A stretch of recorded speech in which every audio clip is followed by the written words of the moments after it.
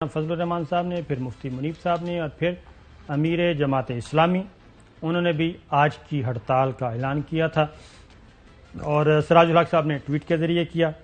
اور پھر آج ہڑتال کی کال جو تھی اس میں پھر تاجر بھی آ گئے، ٹرانسپورٹرز بھی آ گئے.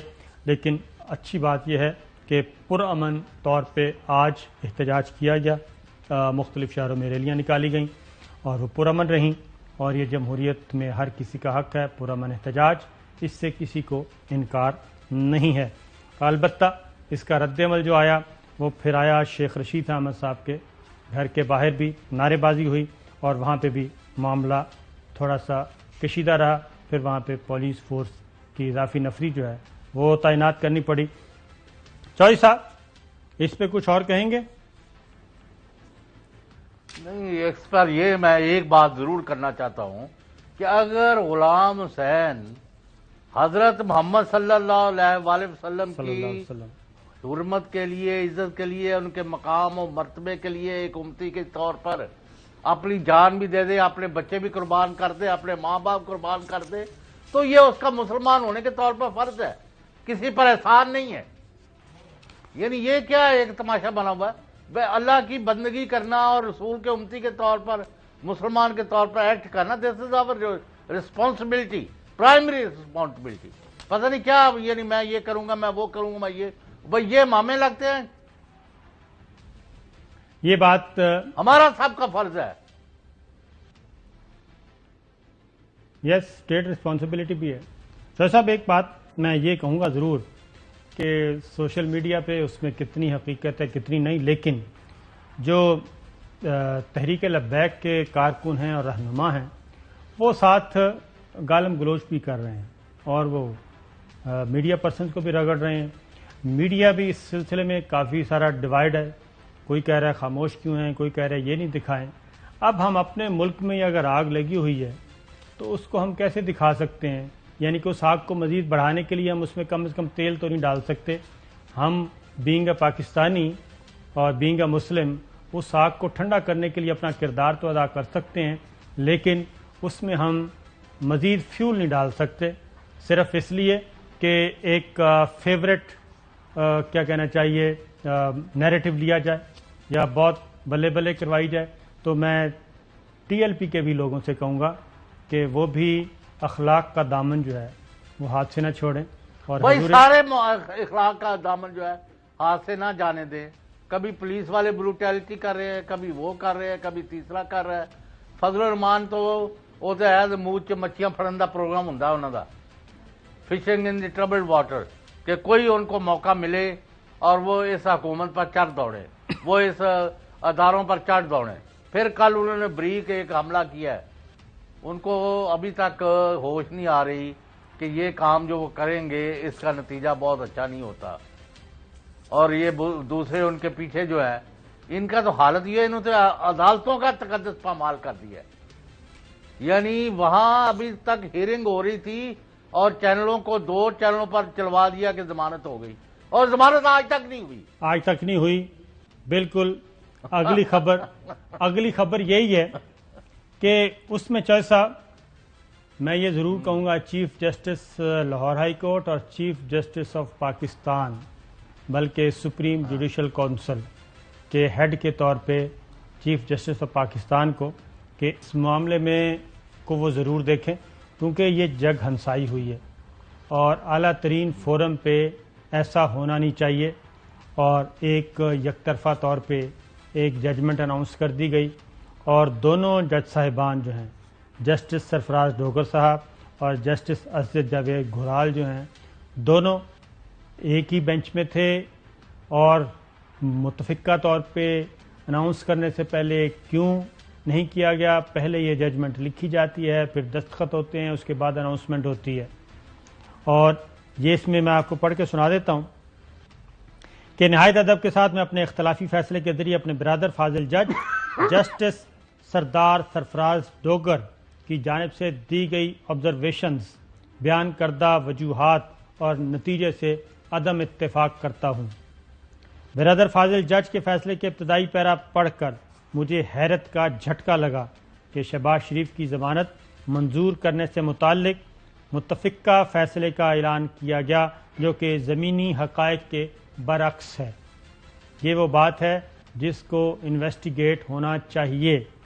در حقیقت فریقین کے دلائل سننے کے بعد جب فاضل جسٹس سرفراز ڈوگر نے ضمانت منظور کرنے سے متعلق میری رضامندی دریافت کی تو میں نے عدالت میں ہی انکار کر دیا، جس پر فیصلے کا اعلان چیمبر میں مشاورت تک مؤخر کیا گیا، جہاں میں نے دوبارہ صاف انکار کر دیا، لیکن حیران کن طور پر میرے بردر فاضل جج نے شہباز شریف کی ضمانت منظور کرنے کا اپنا فیصلہ نائب قاصد کے ذریعے یک طرفہ طور پر اناؤنس کر دیا۔ اگلے چند منٹ میں میری طرف سے یہ معاملہ فاضل چیف جسٹس کے نوٹس میں لایا گیا۔ اسی دوران ہی جسٹس سرفراز ڈوگر نے شارٹ آرڈر لکھ کر مجھے دستخط کے لیے بھجوا دیا، حالانکہ اس موقع پر مختصر فیصلہ بنتا ہی نہیں تھا۔ یہ عدالتی تاریخ کی بہت ہی بدقسمت اور نایاب مثال ہے جس کی ایک ڈویژنل بینچ کے سینئر ممبر سے توقع نہیں کی جا سکتی تھی۔ شہباز شریف نے GNC نامی جس کمپنی سے لا تعلقی ظاہر کی، اسی کمپنی کے اکاؤنٹ سے ان کے کیش بوائے نے 60 ملین روپے نکلوا کر شہباز شریف کے اکاؤنٹ میں جمع کروا دیے۔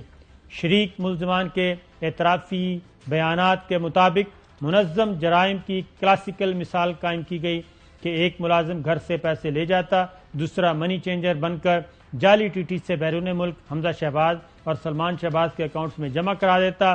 جج جسٹس سرفراز ڈوگر کی آبزرویشن کہ شہباز شریف اپنے بچوں سمیت شریک ملزمان کے فعل کے ذمہ دار نہ ہیں، یہ حمزہ شہباز کے ضمانت کیس میں اسی عدالت کی آبزرویشن کے برعکس ہے جس میں میرٹ کی بجائے ہارڈ شپ کی بنیاد پر انہیں ضمانت دی گئی۔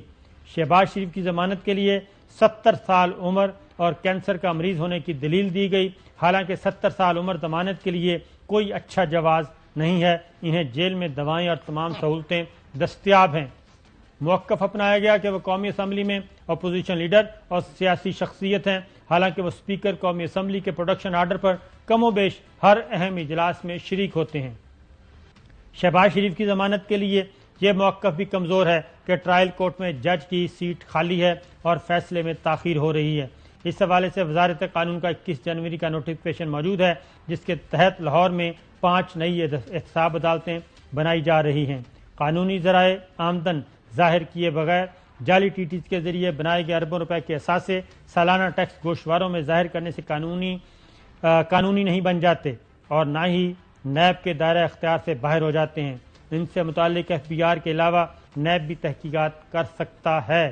پروسیکیوشن کا کام صرف اتنا ثابت کرنا ہوتا ہے کہ کسی شخص کے اثاثے اس کے معلوم ذرائع آمدن سے زائد ہیں۔ کک بیک ثابت کرنا پروسیکیوشن کا کام نہیں۔ استغاثہ کے گواہوں، دستاویزی شہادتوں اور تحقیقات سے ظاہر ہوتا ہے کہ درخواست گزار شہباز شریف منی لانڈرنگ اور آمدن سے زائد اثاثہ جات معاملے میں پوری طرح ملوث پائے گئے ہیں۔ استغاثہ کے گواہوں، دستاویزی شہادتوں اور تحقیقات سے صاف ظاہر ہوتا ہے کہ درخواست گزار شہباز شریف منی لانڈرنگ اور آمدن سے زائد اثاثہ جات میں پوری طرح ملوث پائے گئے۔ شہباز شریف کے اثاثے ان کے معلوم ذرائع سے مطابقت نہیں رکھتے۔ شہباز شریف نے اپنے خاندان اور دوسرے بے نامی اداروں کے نام پر جائیدادیں بنائیں۔ ان کے اور بے نامی اداروں کے بینک اکاؤنٹس میں جعلی TTs کے ذریعے رقوم کی منتقلی کی گئی۔ یہ عمل ملک کے لیے بدنامی کا باعث بنا۔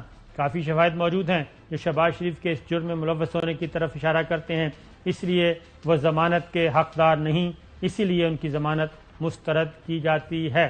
اب چودھری صاحب یہ تو ہو گیا معاملہ، اس میں میں تو کہہ چکا ہوں نہیں، یہ بڑا سنگین صورتحال ہے کہ آیا ان کو اتنی بے چینی کیوں تھی؟ جو ان کے وکلاء تھے وہ ابھی ٹرائل جاری ہے، ابھی آرگومنٹس ہو رہے ہیں تو وہ پہلے ہی انہوں نے چلوا دی۔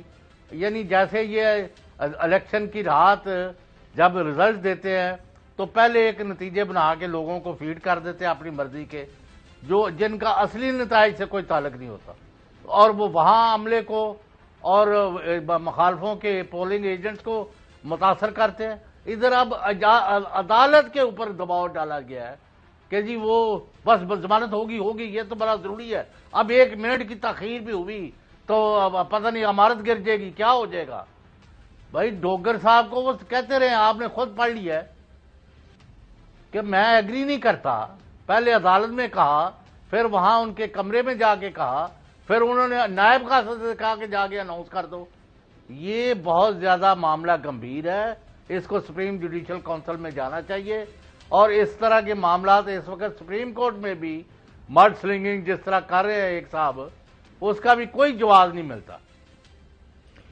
وہ بھی چوہدری صاحب صرف ایک سوال کا جواب دینا ہے کہ ذرائع آمدن بتانے ہیں، منی ٹریل بتانا ہے، اور وہ 1.5 منٹ کا نہیں ہے سوال کا جواب. 1.5 منٹ میں بھی سے بھی کم ہے، لیکن اس 1.5 منٹ کا ایک سوال کا جواب نہیں دینا، منی ٹریل نہیں دینی، اور معاملے کو اتنا کھینچا جا رہا ہے.